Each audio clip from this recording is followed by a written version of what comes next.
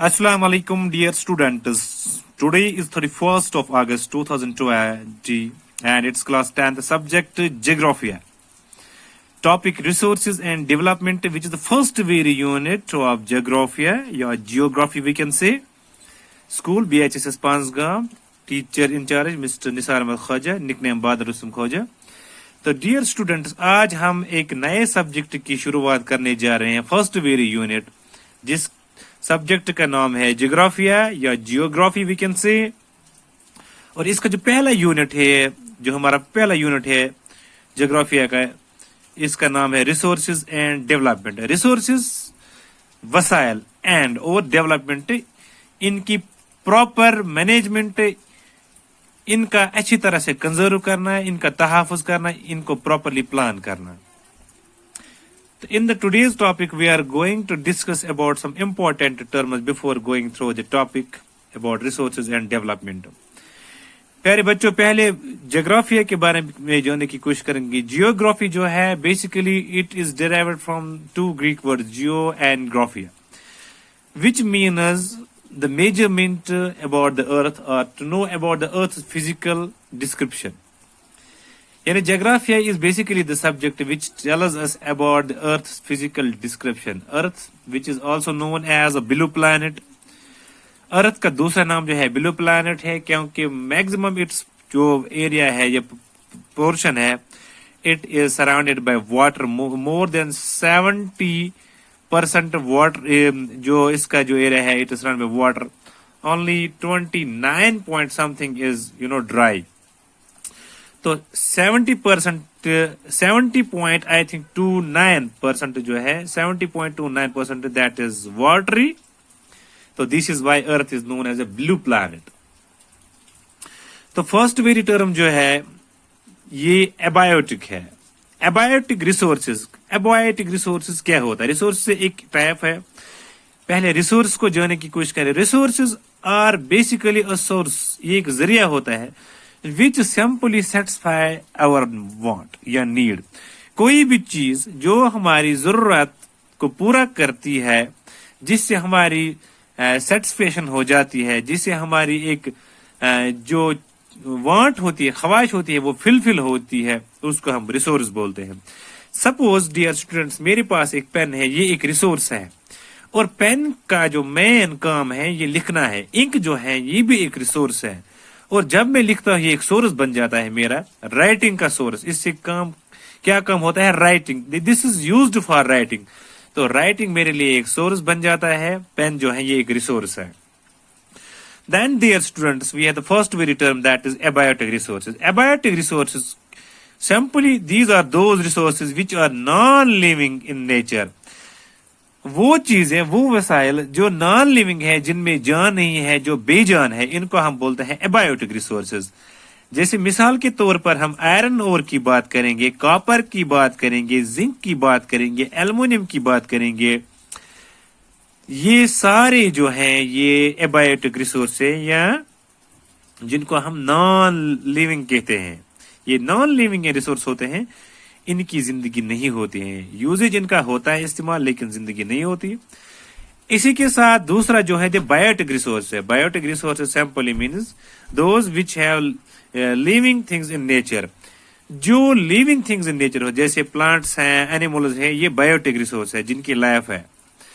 Then we have the third one, this is afforestation. Afforestation का simply मतलब होता है the planting of trees on a large scale. जब हम आला सतह पर, आला दर्जे पर, आला मुकाम पर प्लांट्स लगाएंगे, प्लांट्स जो ग्रीनरी है, इनकी ग्रीनरी जो है वो बढ़ाएंगे, प्लांट्स की प्रोडक्शन को बढ़ाएंगे, ज्यादा से ज्यादा प्लांट्स को लगाएंगे, तो इसको हम बोलते हैं एफॉरेस्ट्रेशन, ज्यादा से ज्यादा प्लांट्स लगाना। इसी का अपोजिट है डिफॉरेस्ट्रेशन, यानी कटिंग डाउन ऑफ ट्रीज। जब हम ट्रीज को कट करते हैं रुथलेसली विदाउट नोइंग देयर इम्पोर्टेंस, बिना इनकी इम्पोर्टेंस जाने हुए कि ट्रीज क्या है, इनकी इम्पोर्टेंस क्या है, एनवायरनमेंट में इनकी इम्पोर्टेंस क्या है, ये माहौल को किस तरह से साजगार बनाते हैं या रखते हैं, एक इकोलॉजिकल बैलेंस से कैसे रखते हैं, तो इसको हम बोलते हैं deforestation. Cutting down of trees होता है डिफॉरेस्ट्रेशन, planting of trees होता है afforestation. Then we have one more term, that is conservation of resources. Dear students, conservation, conserve होता है बचाना, तहफुज करना. तो conservation of resources simply means the proper and planned use of resources.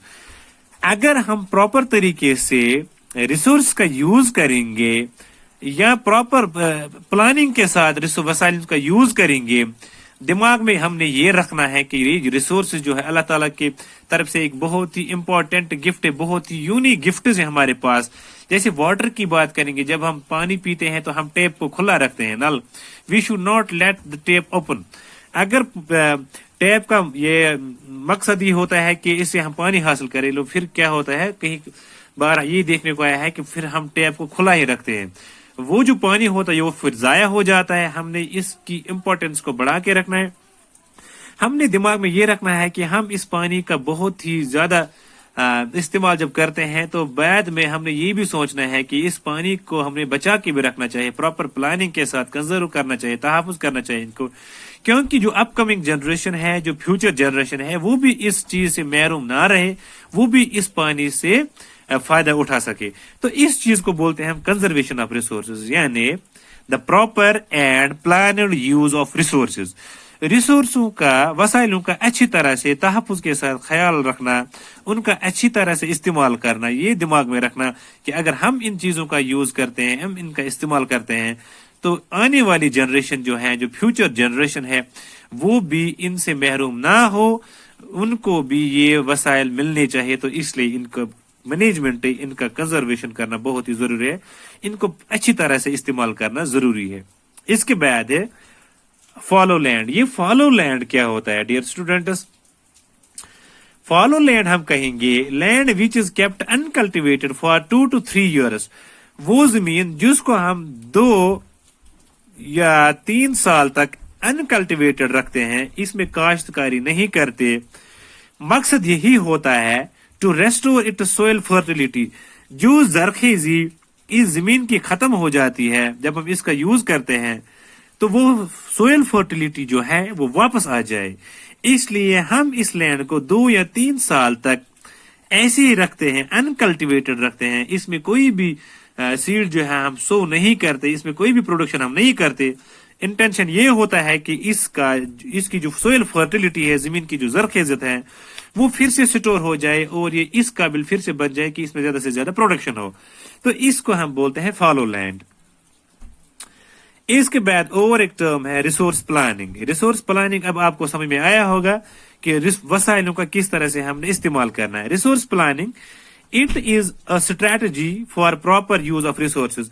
ये एक स्ट्रैटेजी होती है, ये हमारे पास एक प्लानिंग होती है कि किस तरह से रिसोर्सों को अच्छी तरह से कंजर्व किया जाए, उनका यूज किया जाए, उनका जुडिशियस तरीके से इस्तेमाल किया जाए और बचा के भी रखा जाए. क्योंकि अब जो रिसोर्सेज जो हैं हमारे पास लिमिटेड फॉर्म में मौजूद है, न कि अनलिमिटेड फॉर्म में मौजूद है, तो इसलिए हमने इन रिसोर्सेज का भी प्रॉपरली तरीके से कंजर्व करना चाहिए. तो ये एक स्ट्रैटेजी होती है जिसमें हम प्रॉपर तरीके से रिसोर्स का इस्तेमाल करते हैं. यानी we can say it is the strategy for proper use of resources. Simply, it is the strategy for proper use of resources. इसके बाद आखिरी टर्म को आज हम डिस्कस करने जा रहे हैं, that is soil. Soil actually Latin word से निकला है सोलियम, SOLEUM, सोलियम. सोलियम अगर हम देखेंगे तो this is the upper most layer of the earth crust. जो अर्थ की 3 लेयर्स होते हैं, क्रस्ट, मेंटल एंड कोर. जो टॉप लेवल में आपका आता है, this is the top upper most layer, the top layer of the earth crust. इसी को हम बोलते हैं सोयल. ये लेटिन वर्ड सोलियम से निकला है, SOLEUM, सोलियम से निकला है, जिसमें इज द टॉप और the upper most layer of the earth crust. Crust यही होता है first very layer, then we have mantle, then we have core. तो I think it's enough for today. Thank you.